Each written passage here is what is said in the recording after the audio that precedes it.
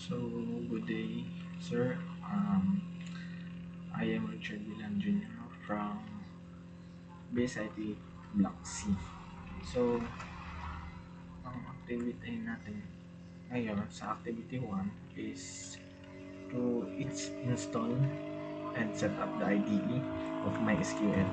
So, first is MySQL server. So, sa pag-install ng MySQL server, um, ano lang natin dito sa kanilang sa Google natin. So, ito yung MySQL Community Edition. So, after nito, so downloads, MySQL install for Windows, kung Windows ka. So, ito, ito ang dinownload ko, pero it depends on the user kasi minsan ang kanilang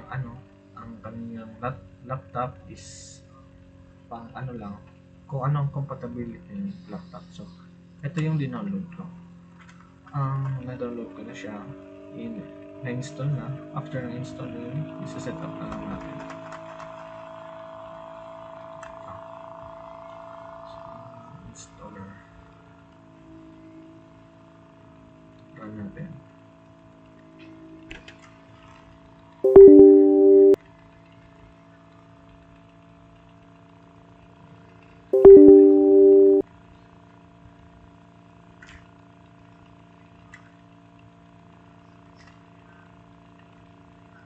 So, ito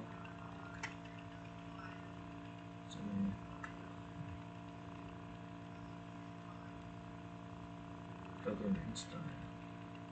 Ay, natin yung Workbench. Hindi ko na install. Ito. So, custom tayo. After mo ma-install yung ito na yung lalabas. So, custom. Tapos, itong last niya, yun lang to. Move natin sa product to be installed. Same as the application. Yan.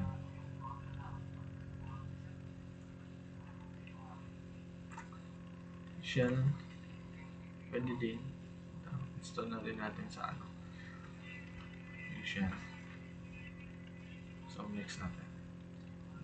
Ito, depende sa inyo kung saan location or directory nyo ilalagay. So, sa akin, as-is na yan sa default. So, next lang. Execute. Hintayin lang natin. So, while waiting po is magaan tayo. Install na natin yung iba. Ito yung Visual Studio ng 2022. Yung kulay violet. Yan, kasi natagal ko. So, na-install ko siya.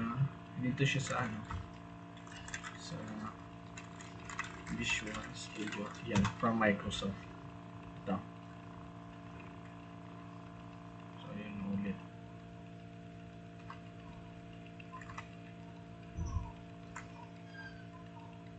Yan. Mamaya na ito. Unahin natin si ito. So, hindi pa. Execute na, install na natin. So, dito, ayan, na-install na natin yung Visual Studio 2022. Tapos, hanapin natin yung C# extension. Ito, .NET connector. So, sa VS Code, hanapin natin yung .NET. Ayan. Tapos,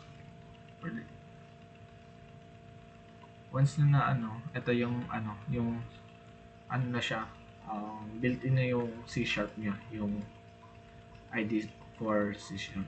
Install natin. So, mag-try sa Workbench.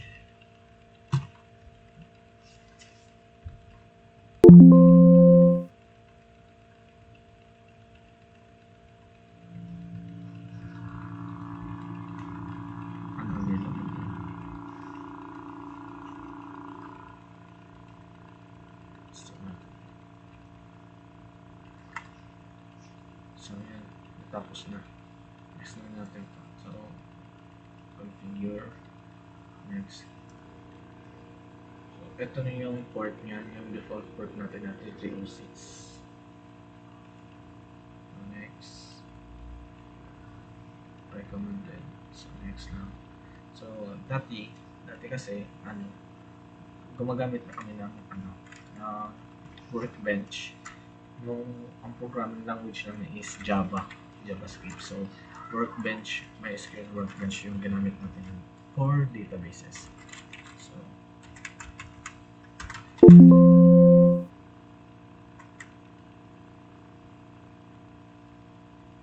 lagay lang natin yung current password, tapos standard account.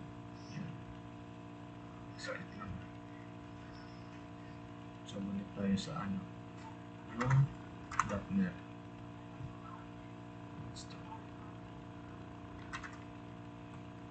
Yan, finish na. So next lang tayo.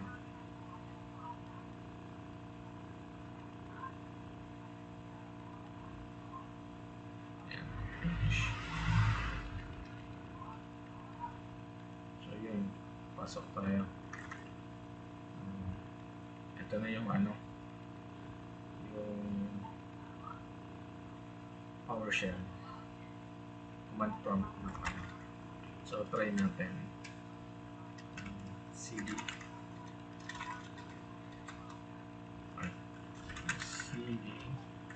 tsaka yung directory ng directory. So nahanap to sa local disk, tapos program file, hanapin mo yung SQL, may SQL, tapos yung Workbench, ito yung server pala, tapos sa din. So copy mo ito yung directory niya, then balik ka sa command prompt, cd,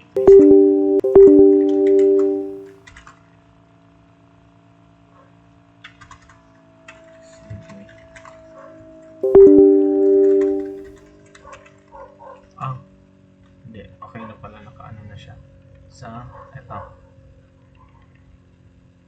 nasa loob na siya.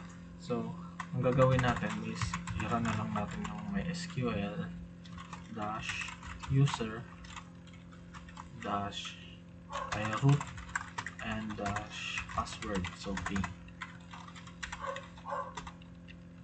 expected not found. Ulitin natin. Open terminal. MySQL dash root dash p.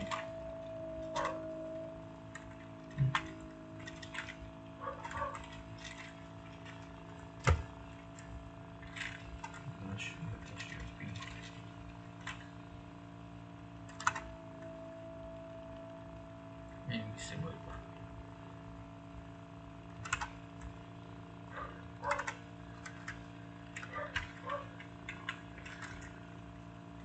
No, MySQL one. MySQL. But hindi recognize now.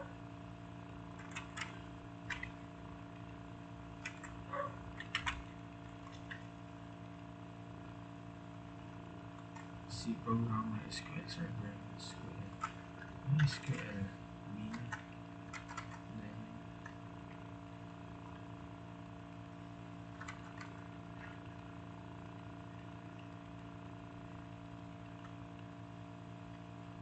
try natin.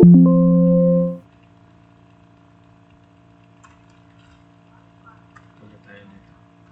So open na lang natin yung command prompt.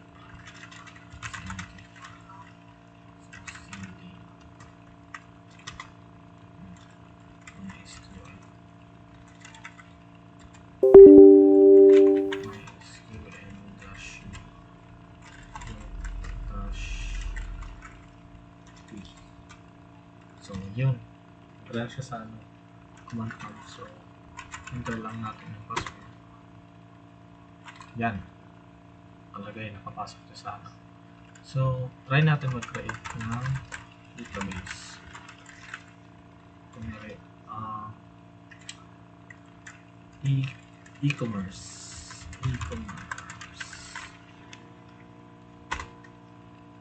No, mali. Yan. So, try natin i-show. Show data. Basis.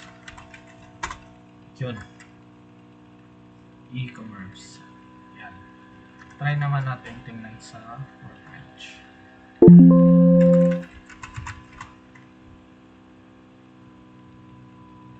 So, yun. Papasok na siya. Ibig sabihin tama yung natin. Balikan natin yung Visual Studio. So, ito kasi, tagal talaga ito sa pag-install. So now, natapos na natin yung ito. Para natin yung na-install natin yung workbench. Ito na lang dalawa. Na-install na natin itong Visual Studio na may C. Ito, installing na din. So, ayun. After nito, okay, tapos na tayo.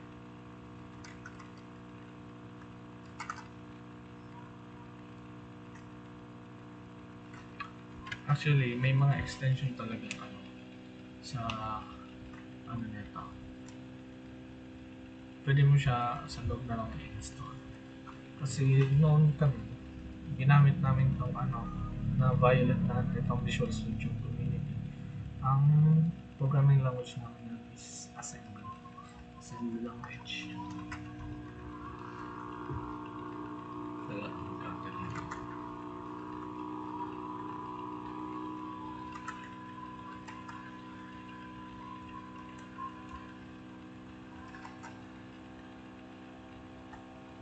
so, try na tayo.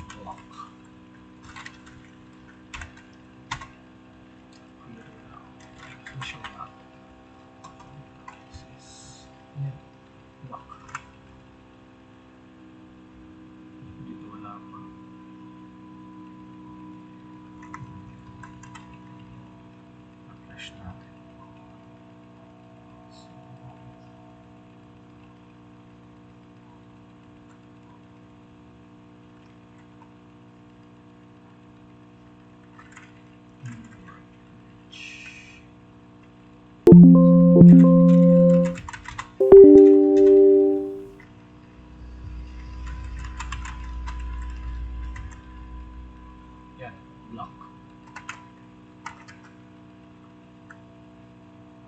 Yan, okay.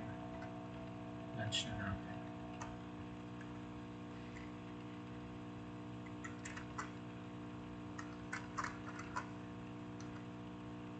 Skip. Start issue.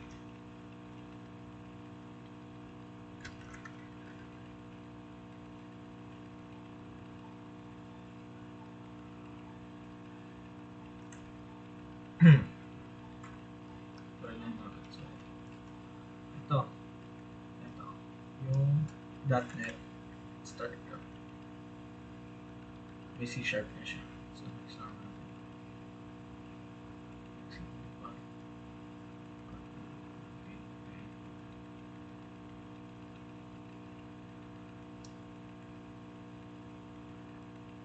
Starter application.